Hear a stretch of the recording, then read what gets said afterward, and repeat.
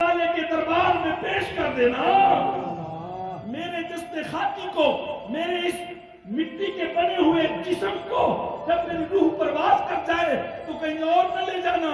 میں نے زندگی کسی اور کے لیے نہیں گزاری، اپنے نبی کی نوکری کے لیے گزاری ہے.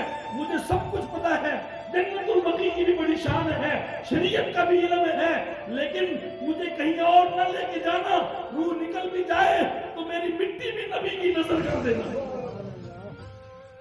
صحابہ کو جب صدیق اکبر نے یہ کہا کہ میرے وجود کو کہیں اور لے جانے سے پہلے آپ منظر سوچئے کیسا منظر ہوگا. صدیق اکبر کی روح پرواز کر گئی، آپ اب جنتی.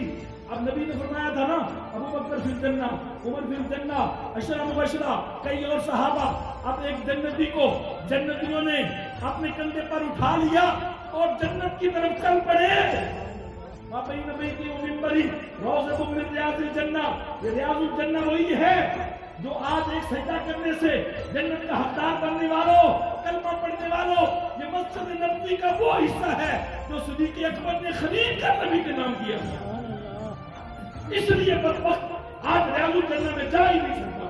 تو صدیق اکبر کا منکر ہے وہ مدینہ جا ہی نہیں سکتا. صحابہ جی وقار اب جنتیوں نے اٹھایا، جنتی کو اٹھایا، کندھے پر اٹھایا، لے کر چل پڑے. اب انہوں نے یہ نہیں کہا ہم اللہ سے مانگیں گے، انہوں نے یہ نہیں کہا صدیق اکبر کیا باتیں کر رہے ہو، تو توحید سے ٹکرا رہے ہو. انہیں پتا تھا یہی خالص ترین توحید ہے کہ نبی کو پکارا جائے. کملی والے کے دروازے پر پہنچے، حجرہ رسول پر پہنچے.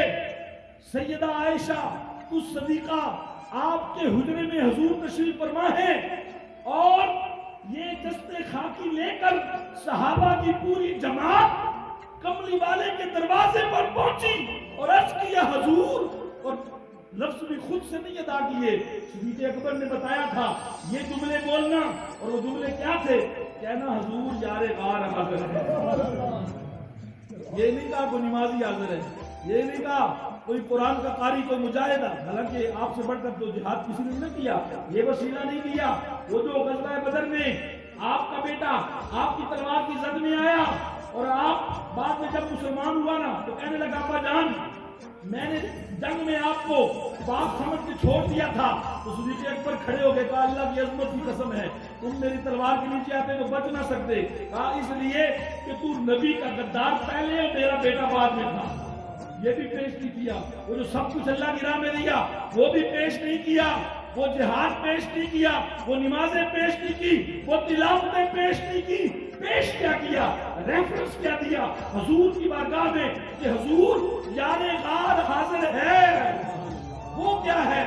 وہ غار کا منظر کہ جب سانپ صدیق اکبر کو ڈس رہا تھا اور وہ گود میں نبی کو ڈال کر کملی والے کی زیارت میں ڈوبے ہوئے تھے.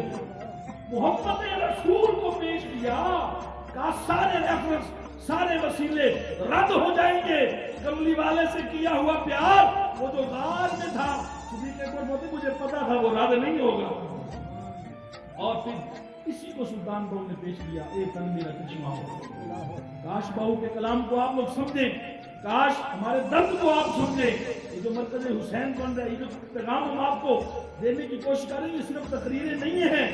تقریروں سے وقتی نشہ ملتا ہے. ہم تو تدبیر کے چکر میں ہیں اور تقدیر بدلنے کے چکر میں ہیں کہ صحابہ کے نام پر کوئی دین سے غداری نہ ہو، اہل بیت کے نام پر کوئی دین سے غداری نہ ہو، بلکہ کسی بھی محبت کو اپنا کر مدینے والے کو راضی کر لیا جائے. اب ہوا کیا؟ اب بس تقریر میری ختم، ادھر ہی ختم کرتے ہیں، پھر کبھی کلام کریں گے اس پر. اب فرمایا پیارے صدیق اکبر کہنے والوں میں، فاروق اعظم کہنے والوں میں، پیارے عثمان کہنے والوں میں، مولا علی المرتضیٰ کہنے والوں میں، صحابہ کی پوری جماعت نبی کے دروازے پر پہنچی اور حضور کا دروازہ بند، قبر اندر، حضور اندر حجرے میں تشریف فرما، قبر میں تشریف فرما. یہ باہر کھڑے ہیں اور کھڑے ہو کر کہہ رہے ہیں، یہ عقیدہ ہے صحابہ کا، کہہ رہے ہیں یا رسول اللہ، یا حبیب اللہ، آپ کا عاشق یار غار آ گیا ہے. اور گویا کہ مرید نے طلب کی اور مر جاؤں تو مرشد کے دروازے سے گزرنا۔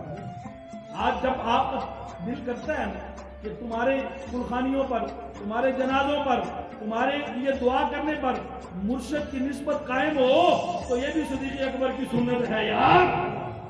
صدیق اکبر نے خواہش کی تھی مرید ہونے کی حیثیت سے، اور مجھے دفنانے سے پہلے اور یار سے کنویں سے لے جائے۔ اور صدیق اکبر آپ کا یہ عقیدہ، صحابہ کا یہ عقیدہ، یا رسول اللہ یار غار حاضر ہے، اٹھا کر پڑھو کتابوں کو، اور آواز خوشبو پھیل گئی، نور پھیل گیا، زمین بولی، آسمان بولا، یہ قطرہ قطرہ بولا، یہ سردہ سردہ بولا، ملائکہ بولے، جنتیں بولی، کیا بولی؟ یوسل الحبیب الی الحبیب، ایک آواز آئی، خدائی گونج آئی کہ کیوں دیر کر رہے ہو؟ جو غار میں یار تھا اس کو مزار میں بھی ساتھ بنا دو۔ حجرے کا بند دروازہ کھل گیا، کملی والے آقا کا تصرف، نبی نے اپنے عاشق کو اپنے قرب میں جگہ عطا فرما دی۔ انشاءاللہ یاد ہے صحبت باقی آئے، میں آپ سے یہ عرض کرنا چاہتا ہوں، آئے تھوڑا سا آگے بڑھیں، اپنے گھروں میں نا اپنے بچوں کو بتایا کریں کہ نبی کے عاشق کیسے ہوتے ہیں، ان کو داستانیں